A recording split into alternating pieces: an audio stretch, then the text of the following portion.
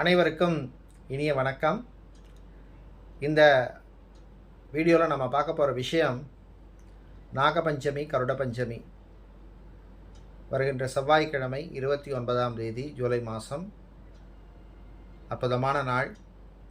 குறிப்பாக இந்த நாளில் நாகதோஷம், சர்ப்பதோஷம், காலசர்ப்பதோஷம், ராகு கேது தோஷம் போன்ற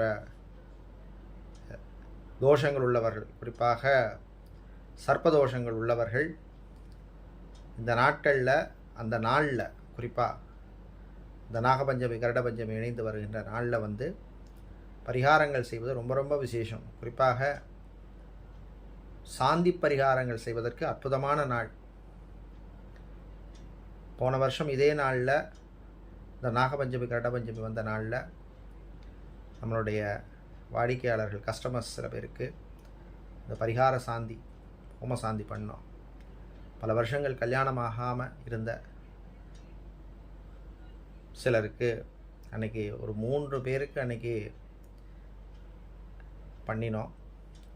ஒருத்தருக்கு கிட்டத்தட்ட 9 வருஷமாக வரன் பார்த்துட்டு இருந்தாங்க.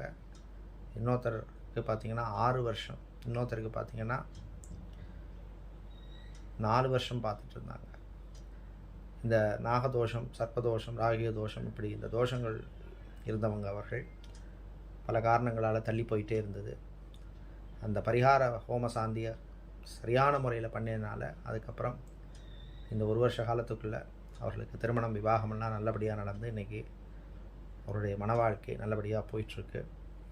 ஸோ அப்படிப்பட்ட இந்த பஞ்சமி நாளில், நாகபஞ்சமி கருட பஞ்சமி நாளில் நீங்களும் தகுந்த பரிகாரங்களை சரியான முறையில் பண்ணுங்கள். நிச்சயமாக நல்லதே நடக்கும். மீண்டும் சந்திப்போம். நன்றி, வணக்கம்.